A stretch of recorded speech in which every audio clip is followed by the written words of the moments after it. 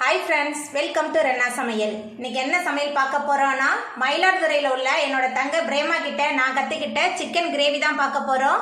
இந்த chicken gravy Prema செஞ்சா ரொம்ப சுவையா இருக்கும். நான் பிரேமா கிட்ட தான் இந்த ரெசிபி கேட்டு இன்னைக்கு நான் வீடியோ எடுத்திருக்கேன். இந்த சிக்கன் கிரேவி ரொம்ப எளிமையான முறையில செஞ்சிரலாம். ரொம்ப சுவையாவும் இருக்கும். எளிமையான முறையில செய்யக்கூடிய இந்த சிக்கன் கிரேவி பிரேமா ஸ்டைல்ல எப்படி செய்யறதுன்னு வாங்க பாத்திரலாம். चिकन ग्रेवी पண்றதுக்கு எண்ணெய் சேர்த்தறலாம். 3 டேபிள் ஸ்பூன் எண்ணெய் சேர்க்கறேன். எண்ணெய் சூடாயிட்டு இதுல பட்டை, கிராம்பு, பிரியாணி இலை சேர்த்தறலாம். பட்டை, கிராம்பு, பிரியாணி இலை மூணுமே நல்லா பொரிய ஆரம்பிச்சிருச்சு. 20 சின்ன வெங்காயம் பொடியா நறுக்கி வச்சிருக்கேன். சின்ன வெங்காயம், கருவேப்பிலை சேர்த்தறலாம். கூடவே ஒரு பெரிய வெங்காயம் பொடியா நறுக்கி வச்சிருக்கேன். பெரிய வெங்காயம் சேர்த்தறலாம். சேர்த்துட்டு எல்லாத்தையும் நல்லா வதக்கிடலாம். பெரிய வெங்காயம், சின்ன வெங்காயம் ரெண்டுமே நல்லா வதங்கணும். கலர் மாற அளவுக்கு நல்லா வதங்கணும். அது வரைக்கும் நல்லா வதக்கிடலாம். இந்த சிக்கன் கிரேவி ரொம்ப சுவையாக இருக்கும். நான் இந்த சிக்கன் கிரேவியை மயிலாடுதுறையில் உள்ள என்னோட தங்க பிரேமா கிட்ட கற்றுக்கிட்டேன். அவங்க இந்த சிக்கன் கிரேவி செஞ்சால் ரொம்ப சுவையாக இருக்கும். வெங்காயம் நல்லா வதங்கி வந்துருச்சு. இப்போ இதில் இஞ்சி பூண்டு விழுது சேர்த்துடலாம். 2 டேபிள் ஸ்பூன் அளவுக்கு இஞ்சி பூண்டு விழுது சேர்க்குறேன். இஞ்சி பூண்டோட பச்சை வாசனை போகிற அளவுக்கு வதக்கிடலாம். இந்த சிக்கன் கிரேவிக்கு பூண்டு அதிகமாகவும் இஞ்சி குறைவாகவும் சேர்க்கணும். அப்போ நல்ல சுவையாக இருக்குமா. இப்படி தான் எனக்கு பிரேமா சொல்லி கொடுத்தாங்க.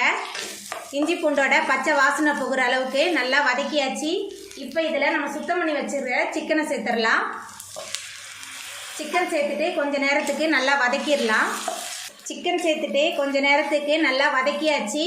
இப்போ இதில் 2 தக்காளி சேர்த்து மிக்சியில் விழுது அரைச்சி வச்சுருக்கேன். தக்காளி விழுது சேர்த்துடலாம். அதுக்கப்புறமா தனி மிளகாய் தூள் 1 ஸ்பூன் சேர்க்குறேன். கரம் மசாலா, மஞ்சத்தூள், குழம்பு மிளகாய் தூள் 2 டேபிள் ஸ்பூன் சேர்க்குறேன். அதுக்கப்புறமா உப்பு எல்லாத்தையும் சேர்த்துட்டு நல்லா வதக்கிடலாம். மசாலா தூள்லாம் உங்கள் சுவைக்கேற்ப நீங்கள் கூட்டவோ குறைக்கவோ செஞ்சுக்கோங்க. மசாலா தூள்லாம் சேர்த்துட்டு நல்லா வதக்கியாச்சு. இப்போ இதில் நம்ம தண்ணி சேர்த்துடலாம். தண்ணி சேர்த்துட்டு நல்லா கலந்து விட்டுடலாம். தண்ணி சேர்த்துட்டு நல்லா கலந்து விட்டாச்சு. நான் கொஞ்சம் தான் தண்ணி சேர்த்துருக்கேன். ஏன்னா சிக்கனே தண்ணி விட்டு தான் வேகும்.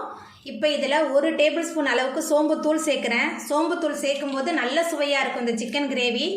சோம்புத்தூள் சேர்த்துட்டு நல்லா கலந்து விட்டுட்டு ஒரு மூடி போட்டு வேக வச்சிடலாம்.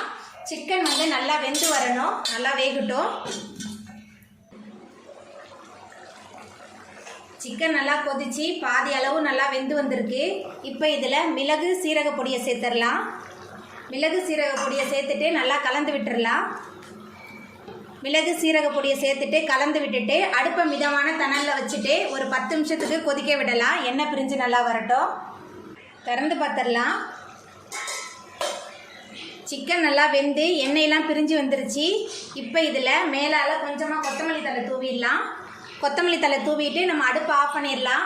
அவ்வளோதாங்க, ரொம்ப சுவையான சிக்கன் கிரேவி பிரேமா ஸ்டைலில் சூப்பராக ரெடி ஆகிட்டு. இந்த சிக்கன் கிரேவி ரொம்ப சுவையாக இருக்கும்.